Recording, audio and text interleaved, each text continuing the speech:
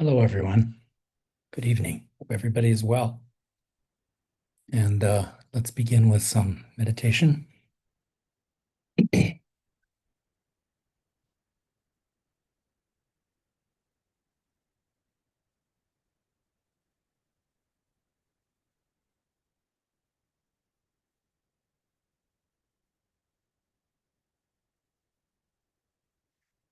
Bring your mind back from the day,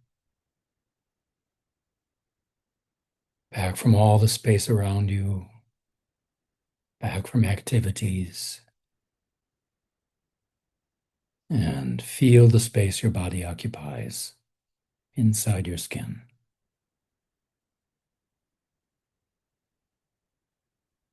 Re-enter that cave of space that is the most sacred temple.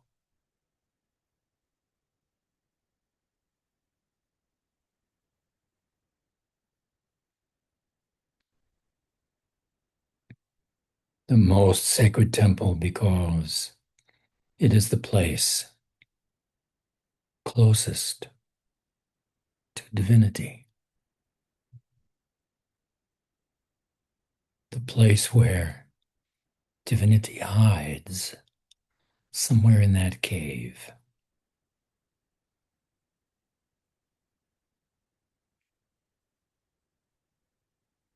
Feel the space your body occupies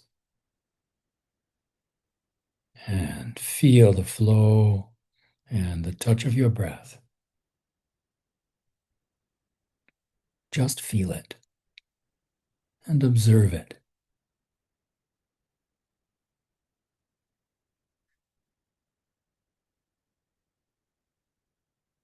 And as you begin to watch, feel how your breath lets go, how it smooths out, becomes longer, deeper, and more subtle.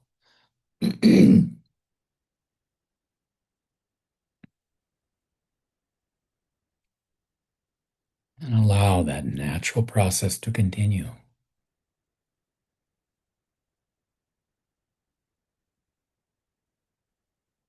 And as your breath settles, so also your body will begin to settle.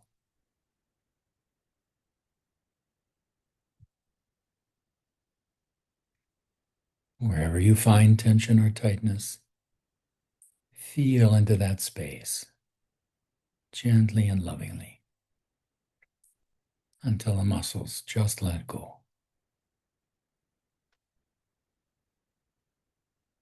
Feel inside the top of your head and your forehead.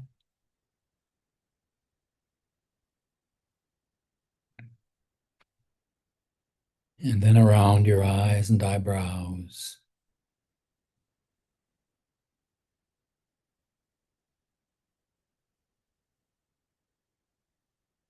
Into your cheeks and the corners of your mouth.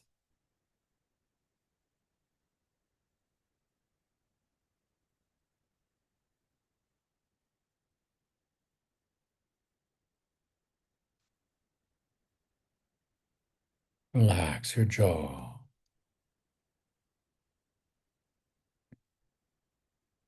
Sounds may come to you. No need to pick them up and do anything with them. Just let them be.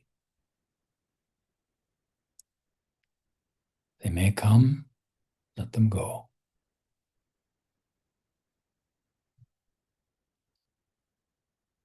Feel into the muscles of your neck and relax your neck.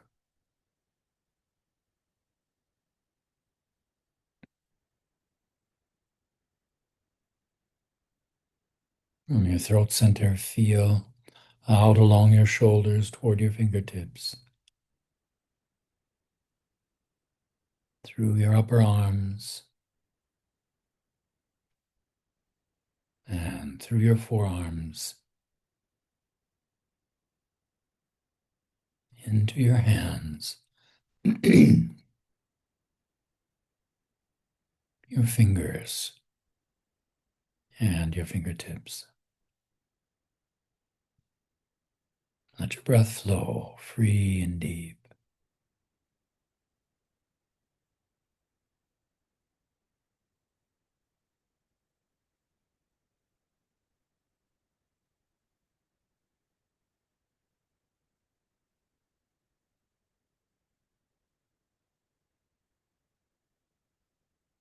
Relax your fingertips and feel back into your fingers.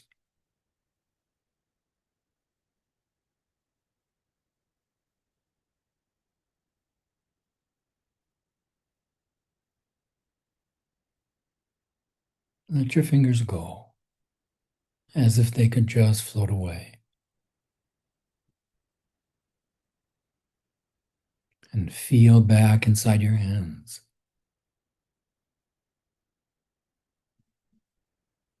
Let your hands go and feel back into your forearms.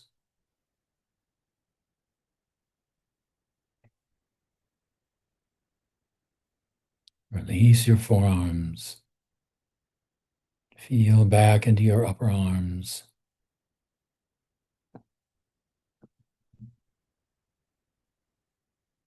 Let your upper arms go.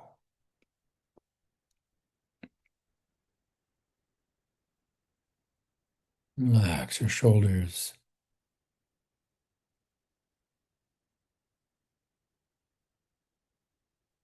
And from your throat center, feel down into your chest.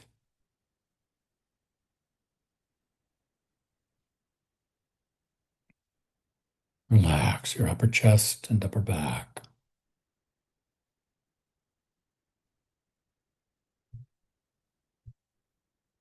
Feel into the muscles between your ribs.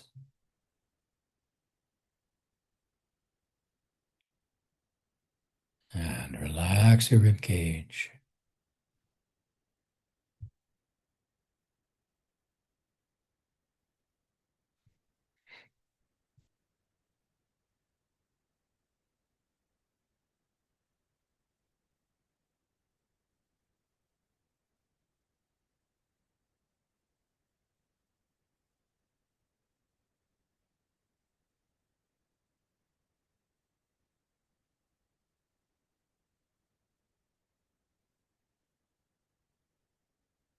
Feel into the center of your chest. Exhaling and inhaling from this space. Breathe in deep.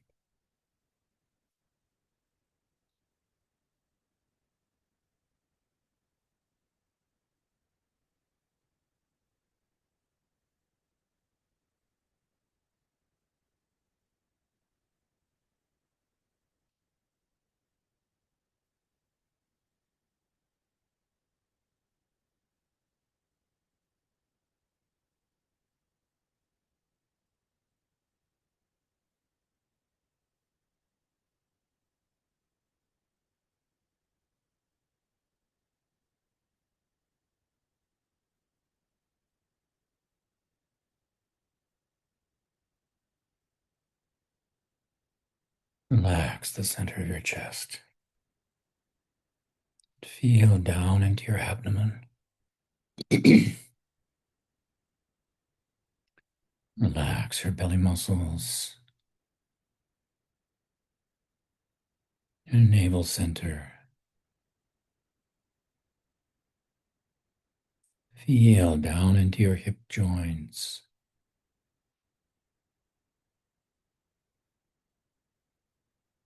your gluteal muscles, and your thighs.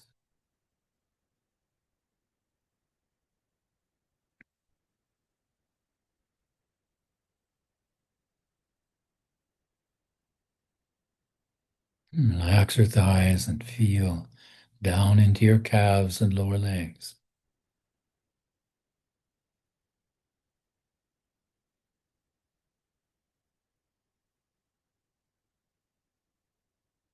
And then down into your feet.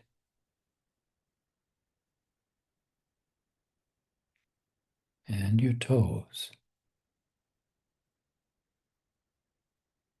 Feel all your toes.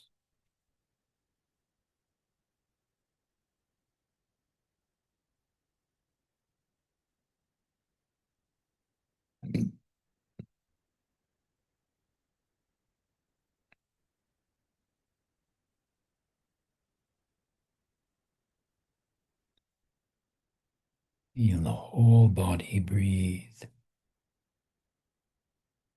Whole body at peace.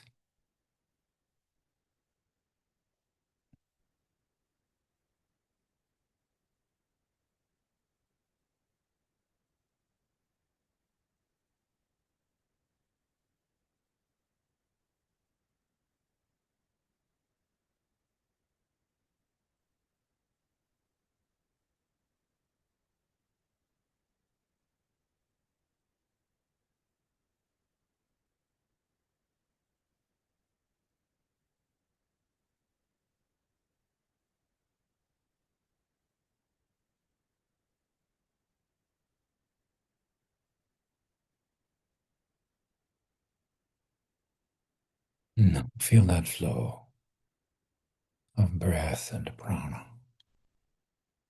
between your navel and your nostrils. And just listen for the arising of your mantra or your favorite divine name or soham.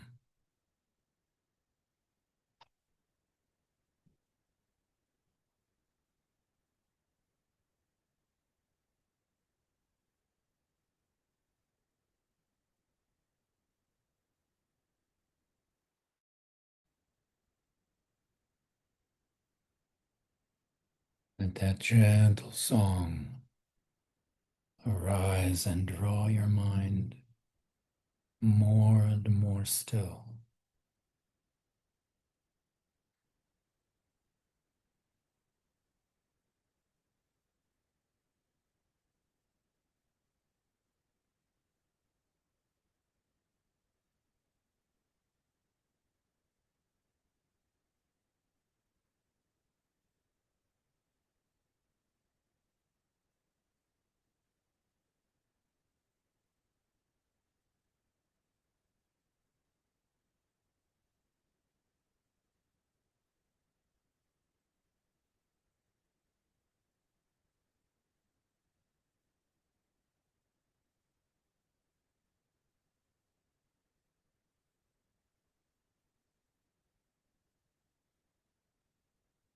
You may notice your breath becoming more subtle.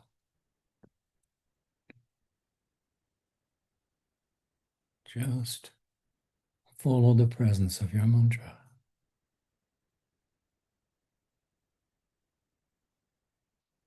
Feel that flow along the bridge of your nose,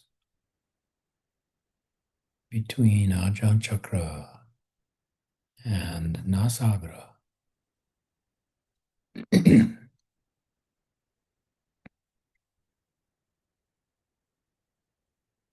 Ultrasound, a vibration resonating in that space.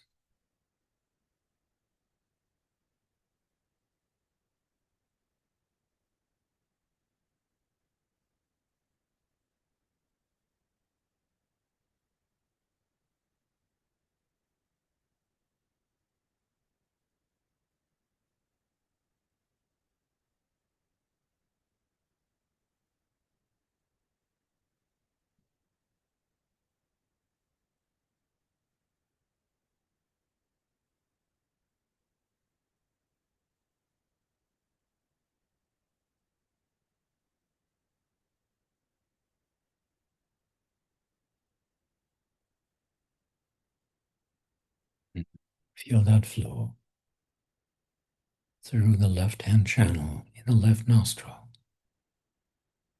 the solar swara, the lunar swara, Chandra swara.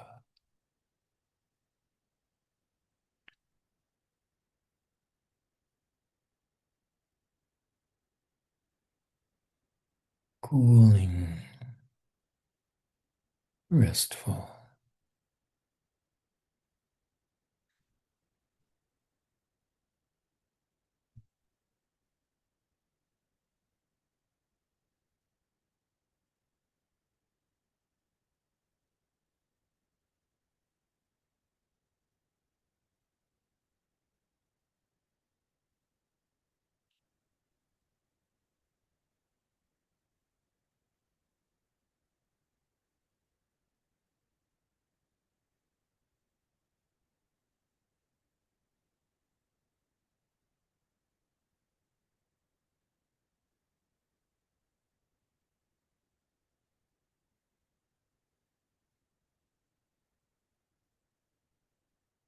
Feel that flow through the right hand channel in the right nostril, the solar swara,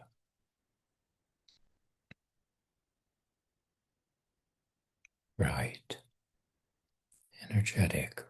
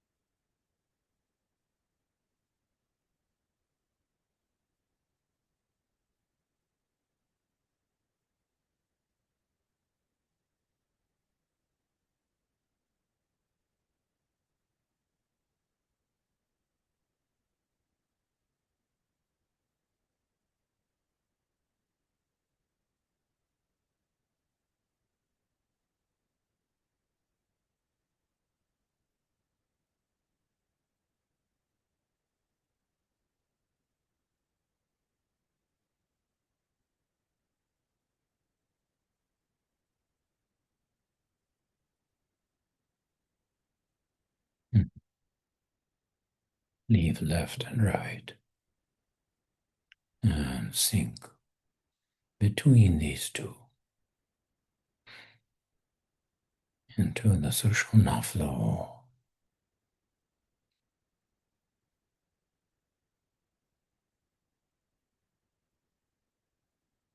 Breath may become quite subtle. Just follow the mantra and its presence.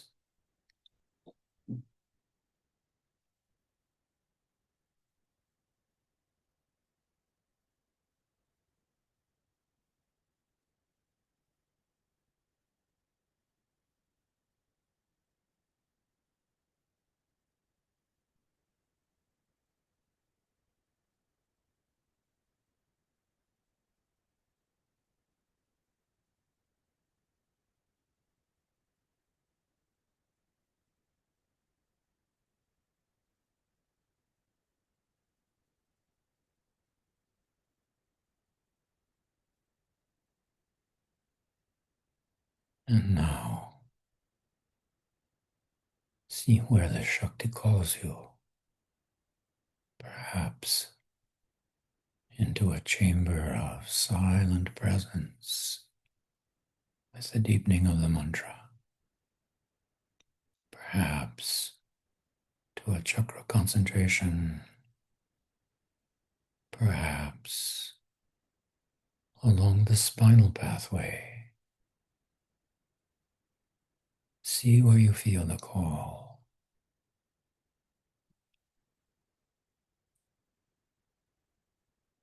And let the mantra presence lead you.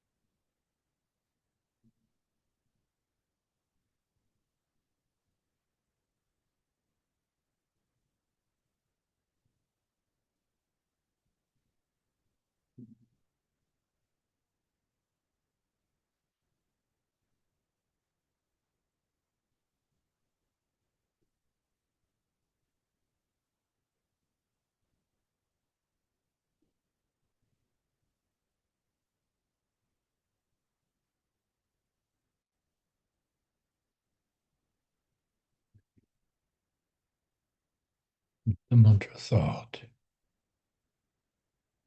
Again, pull the surface of your calm mind and merge in the flow of breath from head to toe.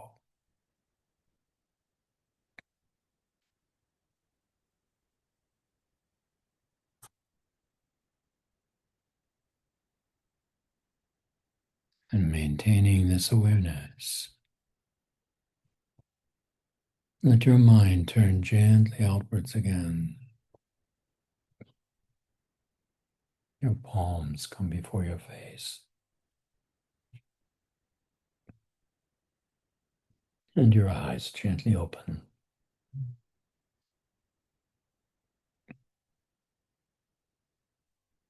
Allowing your heart to fill your palms with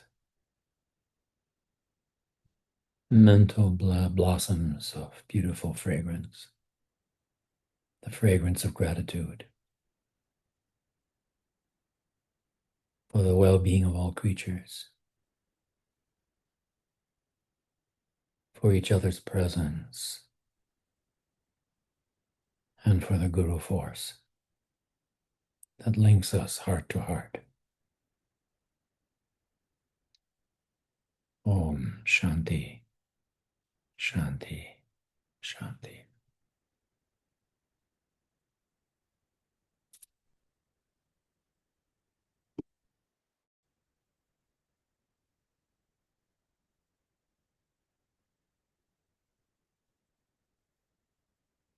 All right.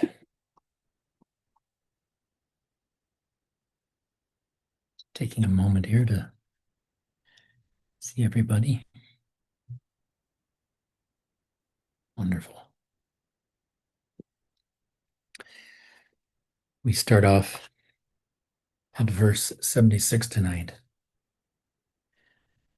Before we get into it, though, I want to relate something that I ran across in my various studies this week with respect to Christianity. One of the things I think that has made understanding Christianity and understanding Christ himself difficult in the West is the fact that he grew up, he was a first century Palestinian guy, and he spoke the Aramaic language, which is quite different from the languages of Western Europe. And of course, he spoke Aramaic with his disciples. And in the process of having his last meal with them, as he was preparing to confront the difficult few days that he was to go through, he performed this Eucharistic offering in the Last Supper,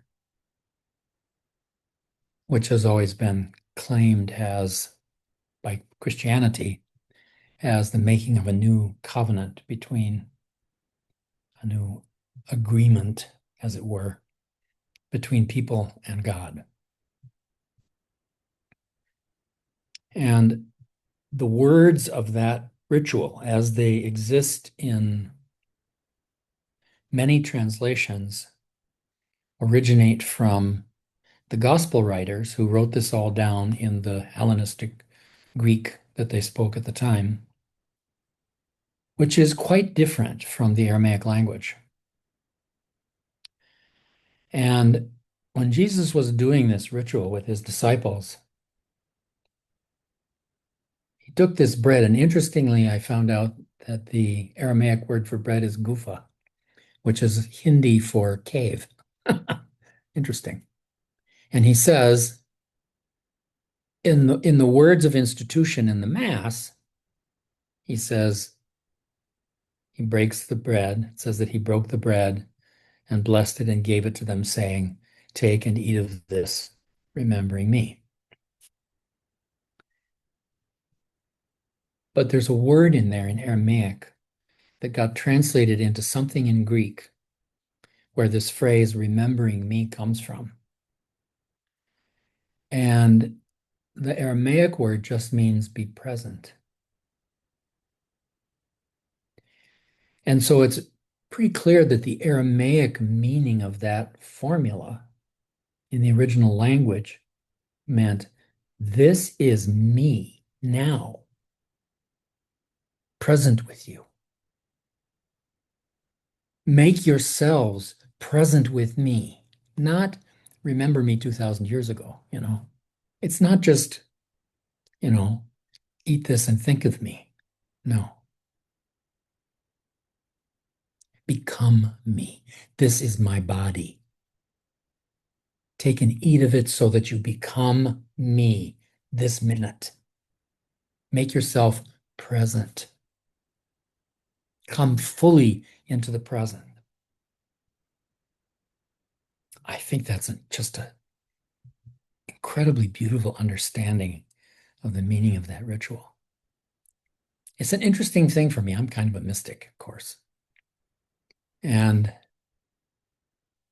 I scratch my head sometimes because as a scholar, I know that the story of the creation of the Eucharist actually came into the Gospels about 150 years after Christ died. This ritual was not an original part of Christianity in its earliest days from a scholarly historical perspective. And yet, for me personally, in my relationship with the Christianity that I was raised in, I can't do without it. It's absolutely essential. If I go to a church that doesn't celebrate the Eucharist every week, it's not church. Sorry. I don't feel the presence of divinity there if it's not there. How very Catholic of me, raised as a nice Methodist boy in the American prairie, you know. So I always scratch my head about that. Where did this all come from? It's certainly not part of my upbringing. But there's some piece of that that has always been so important. And this discovery answers a bit of that question. And it just fits so beautifully. I mean, Jesus isn't saying, remember what a good person I was. He's saying, make your hands my hands. Feed the poor, clothe the naked, be present with the lonely. Become me in this world. Because that's the only way I exist and I will exist in this world after I'm gone. He was giving them a way to think about making themselves present. And in the context of that presence, in terms of the text we're studying now, to allow our compassion to flow into the world. It's more evidence that there's just really so little real difference between these paths. You know, they have the same spiritual intent and purpose expressed in different ways, and all those differences, different rituals and different ways of, of doing this are all beautiful. You know, and it's great fun to engage in all the theological debates about stuff, even though we tend to get lost in the words. We tend to get lost in the words and ideas and begin to think that people are talking about some different kind of experience and some different kind of religion. It's not really the case. The spirituality is the same, and all of its expressions are so beautiful.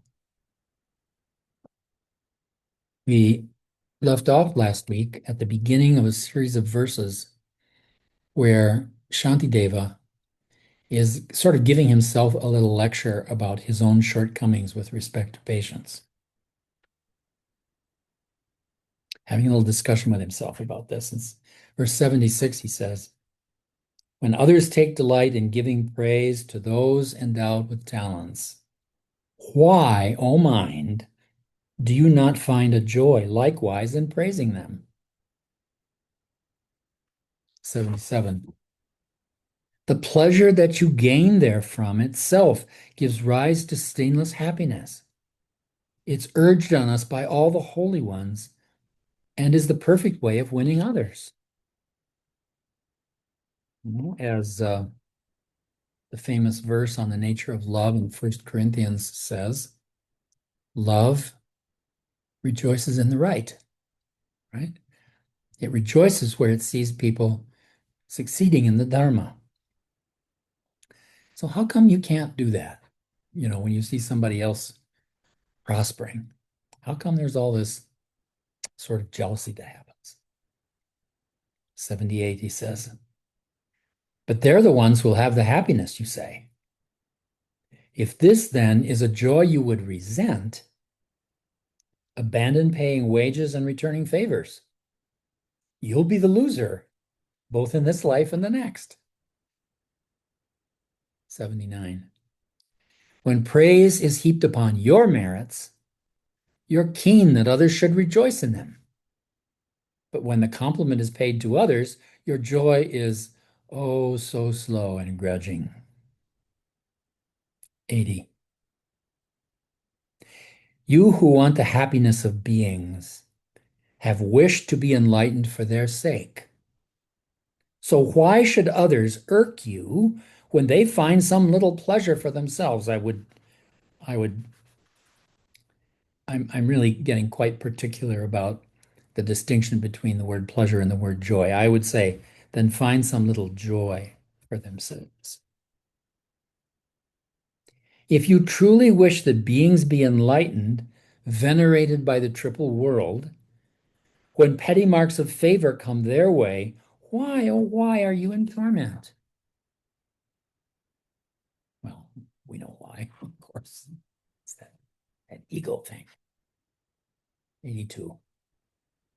When dependents who rely on you, to whom you are obliged to give support, find for themselves the means of livelihood, will you not be happy? Will you once again be angry? As parents, for example, we take great joy in our kids finally being able to stand on their own 2 feet and do what they need to do. And of course, that's the goal of every teacher. If even this you do not want for beings, how could you want Buddhahood for them? And how can anyone have bodhi-chitta and resent the good that others have? Really good question. Really good question.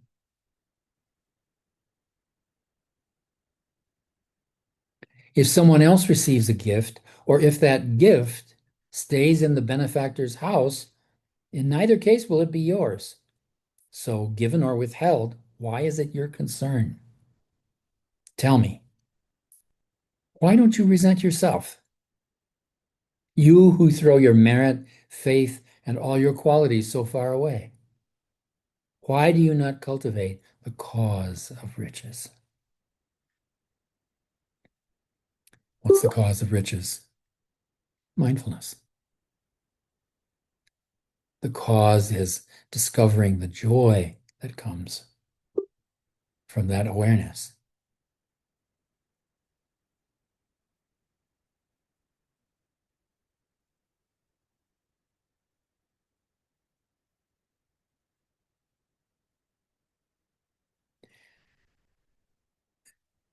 It's so easy for us to judge. We see other people's misbehavior, and we're pretty fast to judge it. You know, and you see other people's prospering, and then you start to judge yourself for not being good enough. This is a real nice lesson in getting rid of all that self-judgment that we experience all the time. Yes, it's important to have some idea where you are along the path. That's, generally speaking, not a bad thing. But then to be punitive with yourself about not being farther along, that's a problem. And it's not your problem. It's not a problem your ego can solve. Maybe with some good fortune and an ability to hear inner guidance in the depths of your mind, the guru can help you with that. But you're never going to find your way out of it by yourself. This is one of the points that's being made here is that none of us escapes our ego. And sooner or later, we need somebody to bring us up short about stuff. Speaking as someone who has been brought up short more than once in his life, and no doubt will be again. So we come to 86. In the previous commentary, Chodron says, Shantideva says to himself and his fellow monks, if a gift is given or not given to someone else, in either case, we are not receiving it. So let's not torture ourselves with envious or hateful thoughts. If we're so willing to throw away our peace of mind, we might as well resent ourselves. He is not, of course, suggesting we denigrate ourselves. We could just acknowledge that the way our mind keeps cycling in the same old patterns is causing us problems. In other words, we have kleshas still. Oh, Lord. Stoma is one of the translations I've heard of mudita is empathic joy. Yes. It sounds like what we're talking about here. Somebody is trying to reach me on the phone, and I'm just telling them I can't speak.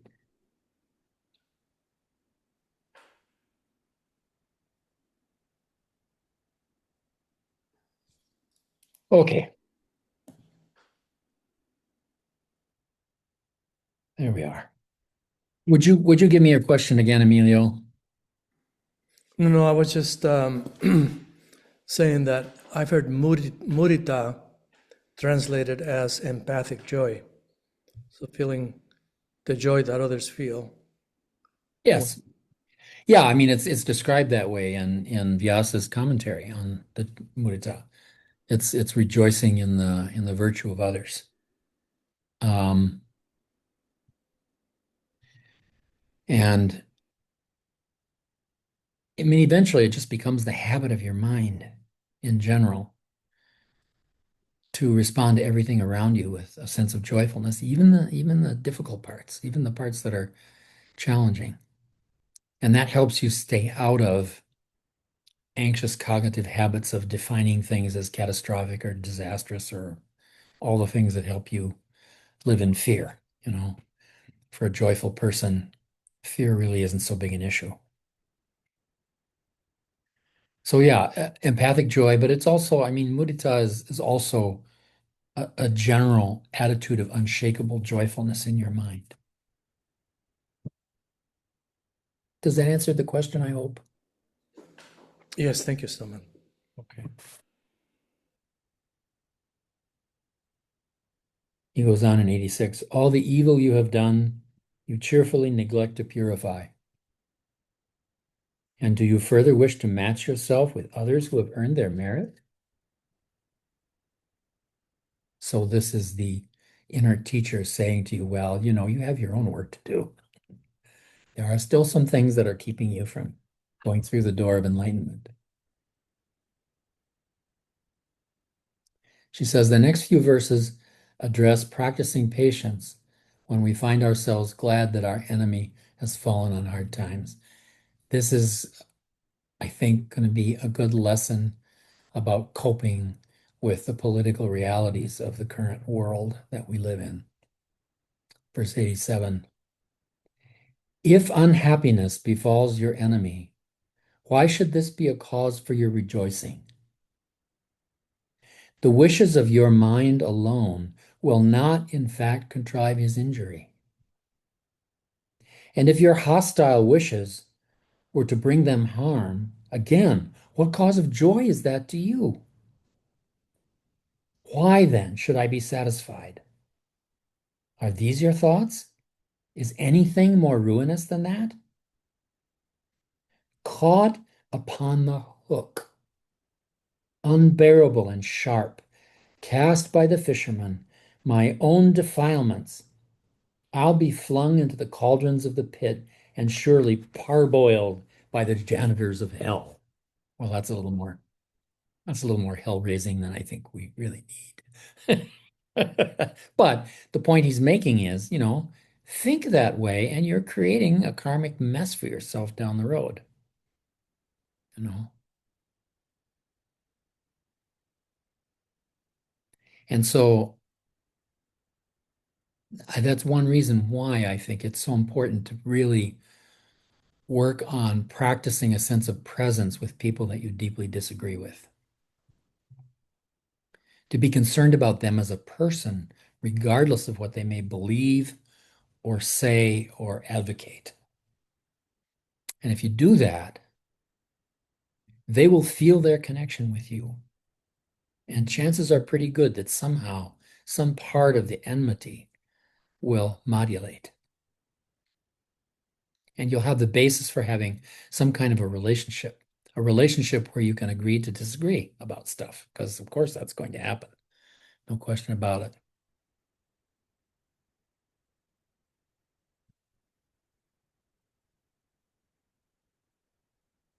I love that. Caught upon the hook, unbearable and sharp, cast by the fisherman, my own defilements, I'll be flung into the cauldrons of the pit. That hook. Knowing what your hooks is really important. For example, I have this part of my family, and I have learned to get along pretty well with them. Our relationship has improved quite a bit when I changed my tone a little bit about, oh,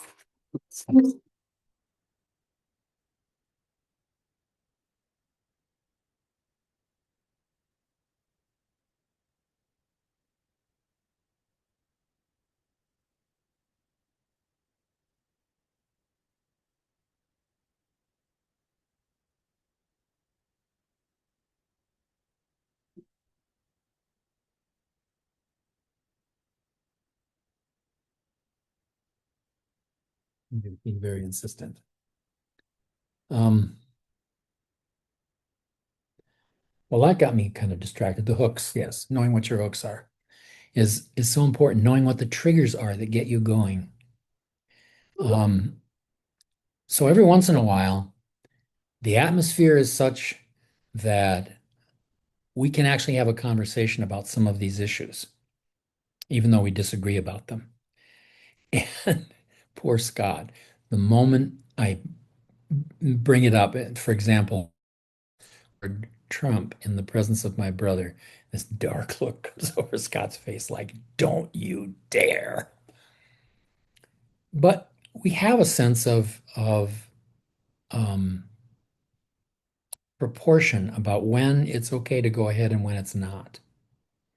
And we have a spoken actually agreement amongst us that if we're going to talk about something like that, we need to actually make a conscious decision to talk about it first, which we usually do.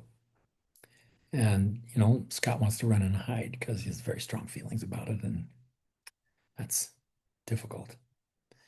Um, so knowing what your hooks are and how to work with them is such a valuable tool, and is really helpful in keeping you out of reactive, angry responses with people. Um, yeah. Verse 90. The rigmarole of praise and fame serves not to increase merit or one's span of life, bestowing neither health nor strength and nothing for the body's ease. 91. If I am wise in what is good for me, I'll ask what benefit these bring. For if it's entertainment I desire, I might as well resort to alcohol and cards. That's pretty good. Right, right. It's not gonna it's not gonna benefit you um, one way or the other. And what's important when you do get hooked by these things and you see that reaction starting to come up inside, it's important to, you know, do what the teachers all tell their kids to do these days. Take 3 breaths before you speak, and then ask yourself, is this response going to be helpful or constructive in any way? And if it's not, then you have a chance to do something different. If it is, feel free, go ahead. I mean, our anger is there as an alarm system. It helps to raise the volume when the volume needs to be raised, but so often it doesn't really need to be raised more than it already is. So asking yourself that question is interesting. These 2 verses are a very nice 7th century expression of cognitive behavioral therapy. Or as Patanjali would say, Vitarka Badhane Pratipaksha Bhavana. When you have a violent thought, practice the opposite attitude. 92. We lose our lives, our wealth we squander, all for reputation's sake. What use are words, and whom will they delight when we are dead and in our graves?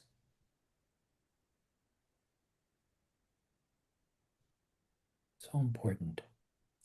I went to this brings to mind a visit to an event. This was the inauguration of Patanjali Yoga Pita in Haridwar, Swami Ramdev's place. We went to the inauguration, and as you might expect, it was a big spectacle. By that time, Ramdev had quite a following among yoga people and also quite a following among politicians because he had a ton of money to throw around. He's one of the richest people in India. And somebody told me he makes 10 million rupees a day selling butter. And that's not even 1% of what he sells. So there's this great panel of swamis. Many of them really august personalities. Every single one of them spends their whole time talking about George Bush's politics. Every single one of them, except Swami Veda. Swami Veda was the only presenter on that panel who did anything about spirituality. And of course, he did what he always does. He led a meditation because he could see that people needed some calming down in the midst of all of this. So it's easy to get caught up in the issues of the day. And it's really important to sort of keep your balance in the midst of all of that. Verse 93. Children can't help crying when their sandcastles come tumbling down. Our minds are so like them when praise and reputation start to fail.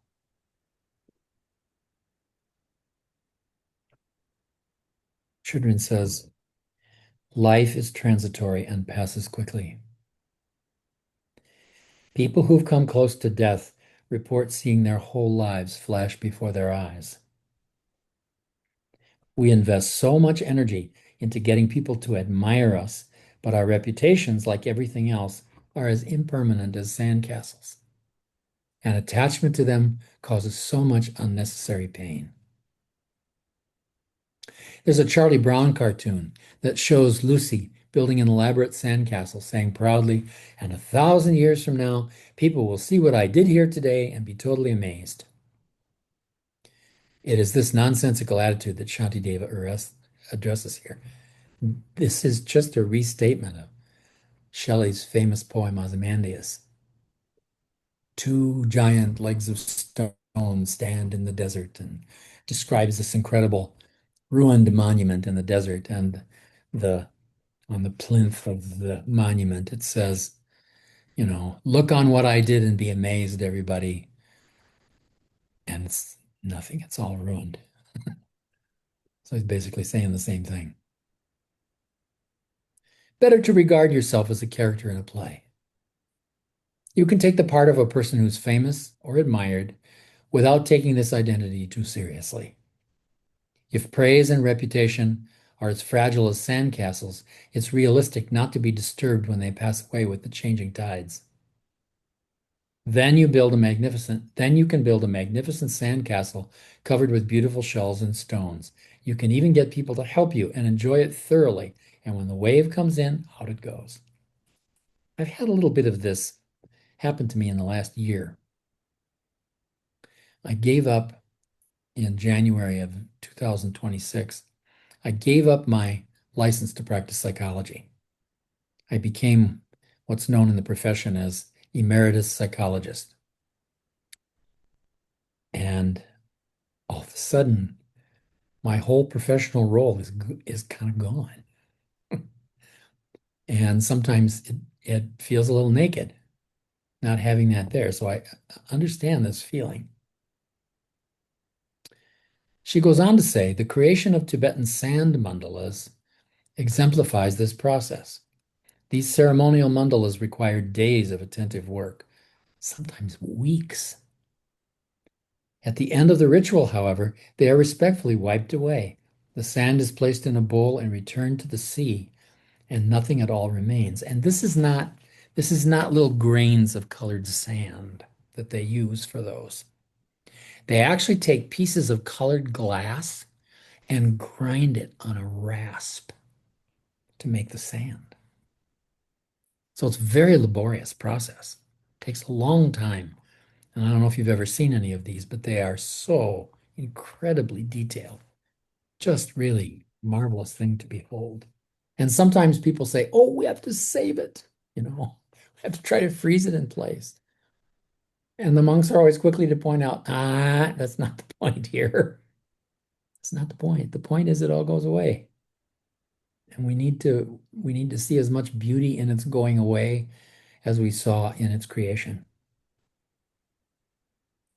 Once I was watching a TV documentary, she says, on Tibetan monks making a sand mandala.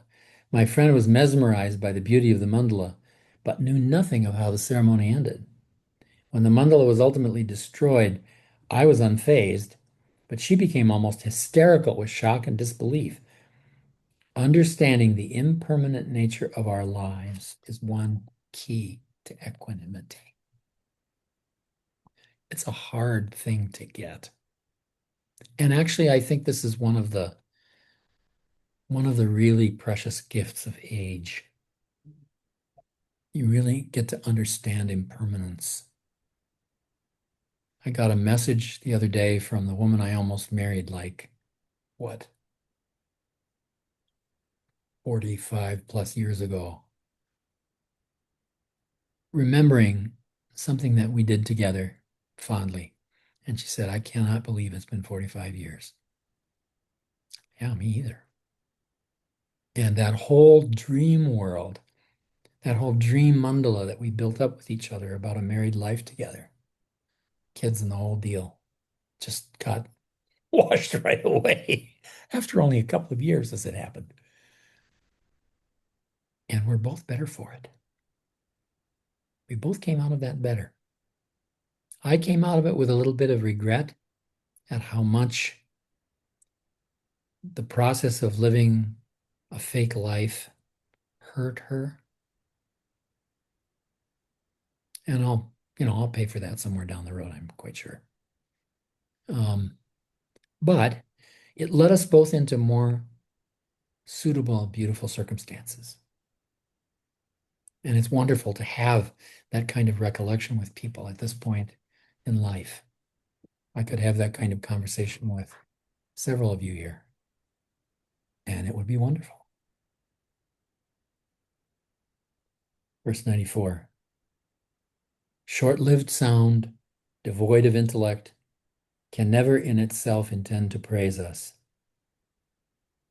but it's the joy that others take in me, you say. Are these the shoddy causes of your pleasure? The thing that comes to mind out of this, it's kind of a restatement of the existential sonnet at the end of Macbeth. Life is but a dream, a poor player who struts and frets his hour upon the stage and then is heard no more. It is a tale full of sound and fury, a tale told by an idiot, full of sound and fury and signifying nothing. Shakespeare does shunya, basically. Verse 95. What is it to me if others should delight in someone else or even in myself? Their pleasure's theirs, and theirs alone. What part of it could be for my enjoyment? If I'm happy at the joy of those who take delight, then everyone should be a source of joy to me. Why, when glory goes everywhere, am I not happy with this cause of happiness? That's a really great question. I love how he phrases that. Why, when glory goes everywhere, am I not happy with this cause of happiness? G.M. Hopkins. The world is filled with the grandeur of God. It will flame out like shining from shook foil. In other words, it's everywhere around us. Divinity playing hide and seek with us. Or the emptiness playing hide and seek with us, whichever way you like to think about it. It's just words.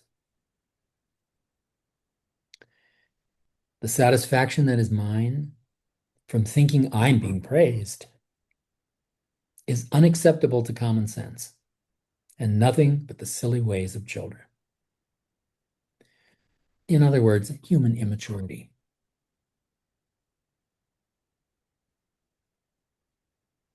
And just think of that in terms of the way that so many people in public life these days pursue being a celebrity.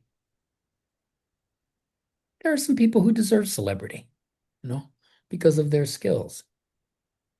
Tom Hanks, great actor, deserves every bit of the celebrity he gets.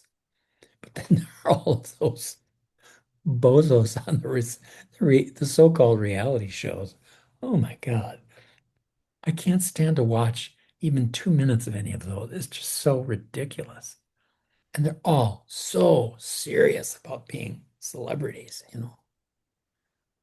What are they offering humanity? You have to laugh. And in doing so, hopefully, laugh with them. They've managed to find celebrity without having any particular reason for it. Good for them. For now, I hope it's not too much of a trap for them, as it certainly can be for us sometimes.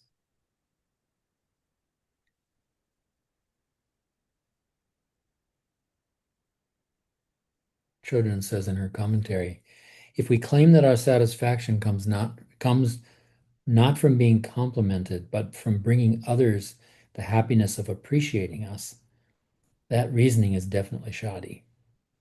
First of all, pleasure is not transferable.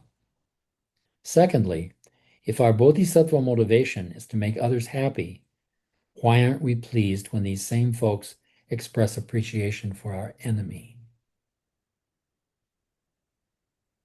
Really good question. Praise and compliments disturb me, sapping my revulsion with samsara.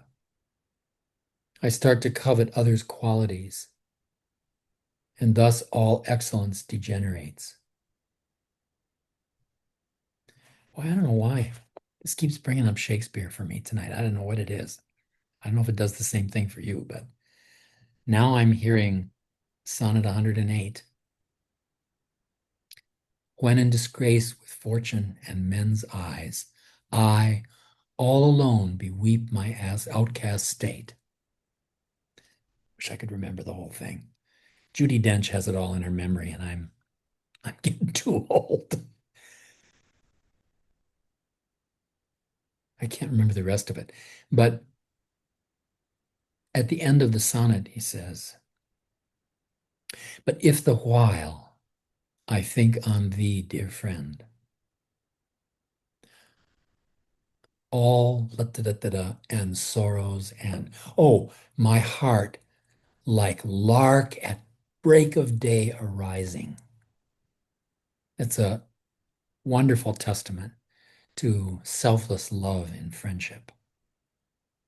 Could be romantic love, but it's also love and deep friendship.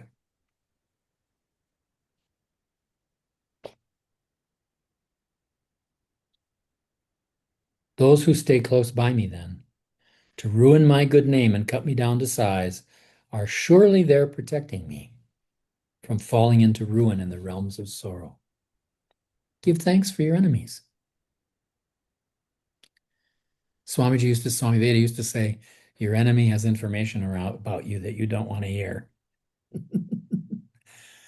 The best reason there is for not having enemies, or for disciplining yourself to try to not have enemies.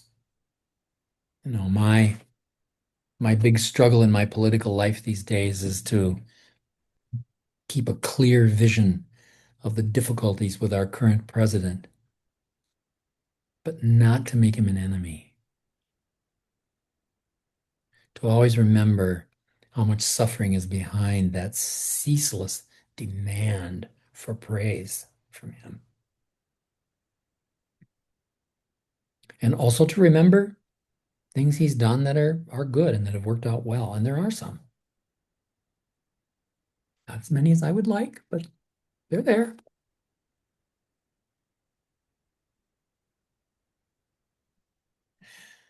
For I am one who strives for freedom. I must not be caught by wealth and honors. How could I be angry with the ones who work to loose me from my fetters? They, like Buddha's very blessing, but my way, determined as I am, to plunge myself headlong in sorrow, how could I be angry with them? We should not be angry, saying they are obstacles to virtue. Is not patience the supreme austerity? And is this not my chosen discipline? What an interesting verse. I love this. We should not be angry, saying they are obstacles to virtue. Is not patience the supreme austerity? And is this not my chosen discipline? Austerity, tapas. Enjoyment through concentration. And the most challenging thing is being able to enjoy your enemies. Enjoy the people who have feedback about your shortcomings that you need to listen to. Then they become resources for enlightenment. This is a big challenge for everybody. I think that's why he says here that this is the choicest discipline, because that's also kind of the hardest thing to do. If I fail to practice patience, hindered by my own deficiency, I am myself the obstacle to gaining merit, yet so close at hand. For nothing comes except through other factors, and comes to be, those factors being present.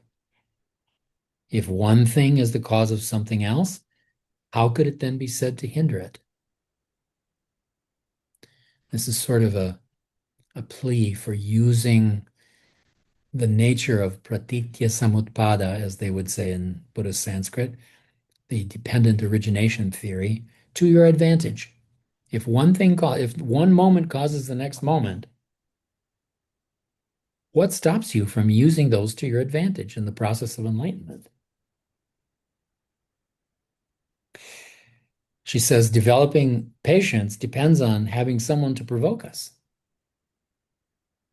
Because of his T-boy, Atisha developed the ability to stay relaxed and awake even in the most provoking situations. I don't know what the story is on that, but probably a good one. So how can we say that our enemies and troublemakers are hindrances? Without them, we would never have the opportunity to practice non-aggression. Very good. 105.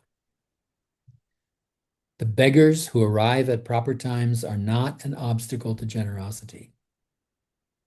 We cannot say that those who give the vows are causing hindrances to ordination. She says in her commentary, when we want to take monastic ordination, we need a preceptor to make it possible. When we want to practice generosity, panhandlers provide the opportunity. When we want to practice patience, there's no way to do so without troublemakers. Again, Shantideva uses humor to make his point. But, for example, in India, to say don't give money to the beggars because there are so many professional beggars, people who will even mutilate their children in order to stimulate the sympathy of passersby. And of course, in practical terms, he was absolutely right about that.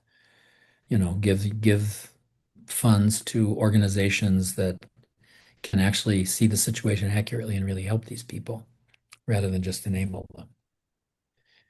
And so often, you look at a homeless person on the street here in America, and there are so many of them now, standing there with that sign at the intersection. As we go about our day, in my part of Minneapolis where I live, they're on every corner. And there are some of them that I see so regularly. I mean, I see them every day, maybe 2, 3 times a day. I often stop and give them something. Yeah, maybe they're going to use it to purchase alcohol or something else. Not my business. My business is generosity. My business is extending compassion wherever I can. How they choose to use it is their business. So I do that as a discipline to sort of keep my mind and my heart open. I'm not to the point of giving away $100 bills or anything like that at this point. Every once in a while, I do something like that, though. I remember one time there was a young mother walking down Lake Street in front of me, someone who was obviously poor and really not in a good situation, with a small child in tow, carrying the kid. And she obviously needed a lot of help. And so as I walked past her, I just reached into my pocket and picked the first bill I could find without looking at it and just stuck it in her pocket.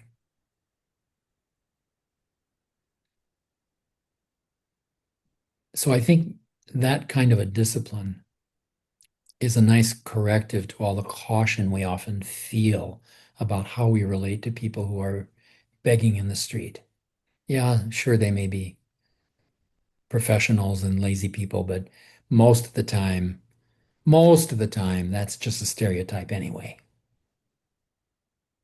that people throw around. And that disease is particularly problematic in the United States at the moment and causing many people to have to endure very difficult circumstances. So every once in a while, I give anyway. I have a friend in Hungary. When we drive around in the car, he has a whole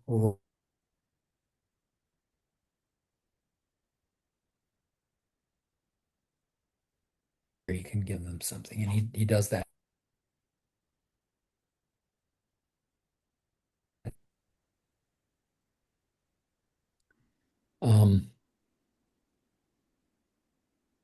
107. So like a treasure found at home, enriching me without fatigue, all enemies are helpers in my bodhisattva work, and therefore they should be a joy to me. 108. The fruits of patience are for them and me, for both of us have brought it into being. And yet to them they must be offered first, for of my patience they have been the cause. Beautiful. Our enemies are helpers on the path. You know, in Trump's first term, when he was elected, Jon Stewart, the comedian Jon Stewart, those of you outside the United States may not know Jon Stewart. He's a comedian who used to be part of a comedy and commentary show called Last Week Tonight. And he resigned from that show just before the election in 2016. And I remember him going on the late night TV show of one of the other comedians and saying, oh my God, maybe I should come back. This is going to be the most incredible source of comedy. And I'm sure he regrets ever having said that at this point, because the things that have happened in my country now are so absurd that the comedians can't keep up with it. Whenever the comedians come up with some bit of comedy about all of this mishigas, he goes and does something even more weird and absurd. It's mind-boggling how he outruns the comedians, you know. What a gift, in a way, we have in such an obvious adversary and such an absurd situation that we're in with him. I mean, we're part of the absurdity. We're half of the absurdity. So let's play our role well, you know.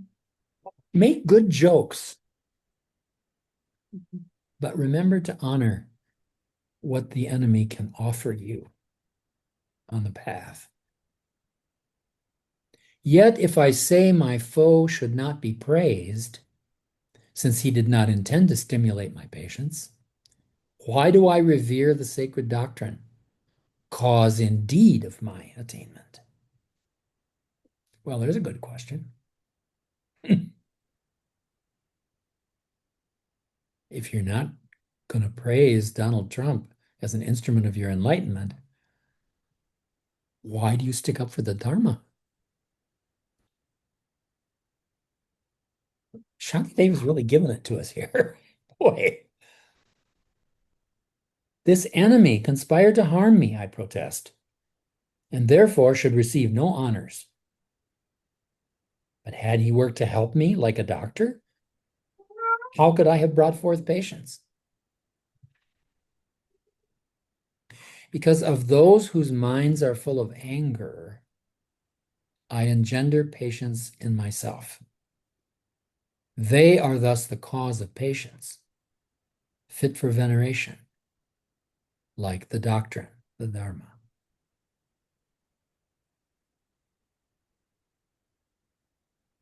Boy, that's a tough order. Children says, Shantideva concludes this section with a summary. Because our enemies bring us benefit, they are as worthy of veneration as the Dharma. If you've ever wondered about the Mahayana teaching, be grateful to everyone. These lines are an excellent commentary. Boy, are they ever. It's fantastic. And it's also why having an attitude of gratitude is so important. That's one of the gifts of the heart that comes with the cultivation of the Brahma Viharas in our ongoing effort to remain as mindful as we can be. You begin to be grateful for everything. And that enables you to be grateful about even the difficulties that we encounter in life. They have important things to teach us. And if you really cultivate that attitude, At the end of your life, you can be thankful for everything. In a way, it doesn't matter what the content of it was. It was an ongoing opportunity to follow the path of the Bodhisattva and to increase your bodhi-chitta. And if that's your life, how can you do anything but celebrate? 112. The worlds of beings are a Buddha field. Thus the mighty Lord has taught. For many who have sought the happiness of others have gone beyond attaining to perfection. Thus the state of Buddhahood depends on beings and the Buddhas equally. By what tradition is it then that Buddhas but not beings are revered? It's really begins to get at this old Zen saying, if you meet the Buddha on the road, kill him. If you start to see something that's somehow being made to be more than it is, why? Because before enlightenment, chop wood, carry water, and after enlightenment, chop wood, carry water. Life doesn't change, but it is transformed by our enlightenment. Their aims, other beings, are not, of course, the same, but it is by their fruits that we should know them. And so we see the excellence of beings. Beings and the Buddhas are indeed the same. Offerings made to one who loves reveal the eminence of living beings. Merit that accrues from faith in Buddha reveals in turn the Buddha's eminence. Since they are both the means of winning Buddhahood, we say that beings are the same as Buddhas, even though they are not equal in the boundless ocean of Buddha's merits. Yet, if a tiny part of that great merit were found to be contained in certain beings' hearts, the three worlds made in offering to them would be a slight, a very little thing.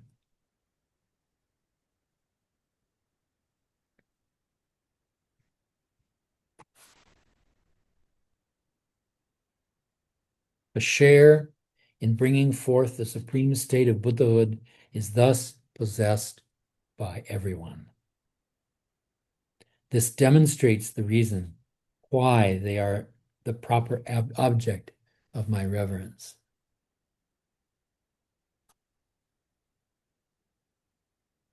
Children says verse 118, the one we just read, is a concise summary of this section.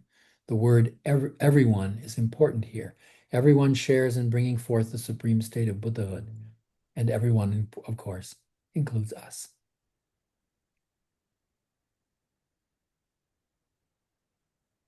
(119) As Buddhas are my constant friends, boundless in the benefits they bring to me, how else may I repay their goodness but by making living beings happy? By helping beings, we repay the ones who gave themselves for us and plunged into the hells. Should beings therefore do great harm to me, I'll strive to bring them only benefit. 122 or 121. For if the ones who are my lords and teachers, for being's sake, are careless even of their bodies, why should I, a fool, behave with such conceit? Why should I not become the slave of others? Children says in the commentary, if our teachers and others have been willing to put themselves out for us, why can't we do the same?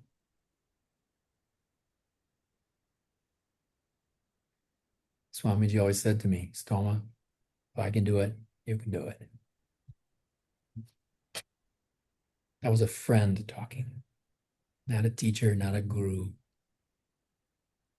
That was another loving heart, giving itself for my bodhi-chitta. Is it because of arrogance, she asks, Shantideva ponders, that we can't bring ourselves to stoop so low? I've seen my son and his wife get up in the middle of the night to care for my grandchildren who were vomiting or shitting all over themselves. They'd pick them up, clean them, maybe lie down with them next to the toilet. Even parents we may now resent probably did the very same things for us when we were young and helpless. Yeah.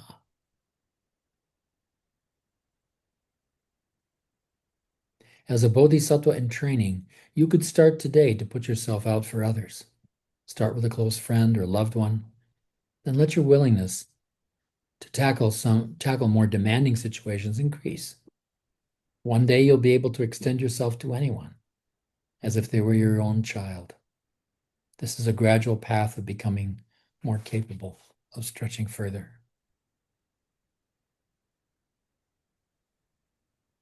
And so we come back to Christ. Talk about laying yourself out for others, providing an enormous spiritual method for healing our ignorance through love, through compassion, through making ourselves present with ourselves and with others. So simple and yet so profound. All of the complicated arguments and philosophies and theologies and all the rest of it really comes down to this process of extending your heart in the world. And what a great place to wind up for the evening. So just wherever you are, just sit as you are. Let yourself again feel the inner temple. Feel the current of breath and prana. Feel the give and take back and forth with the world and with everyone in the world. Those you love and those you do oppose.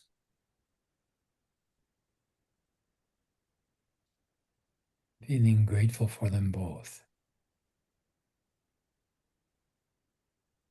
and for the opportunities they have given in this life.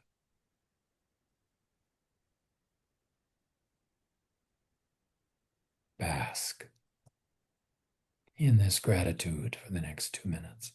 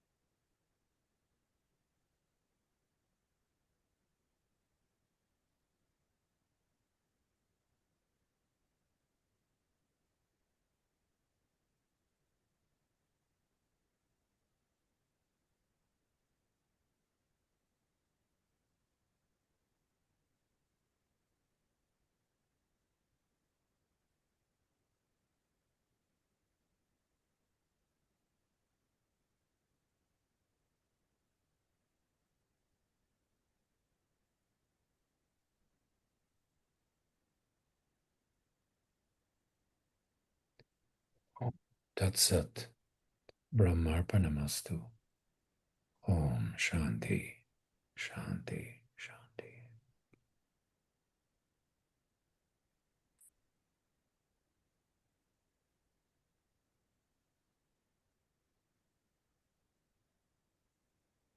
Thank you all.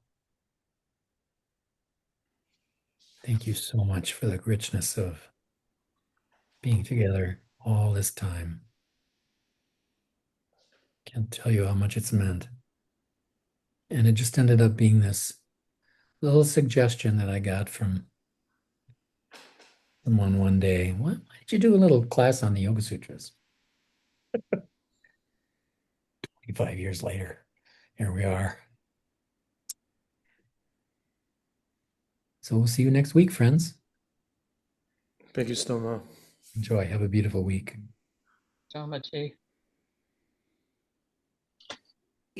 Thank you. Thank you.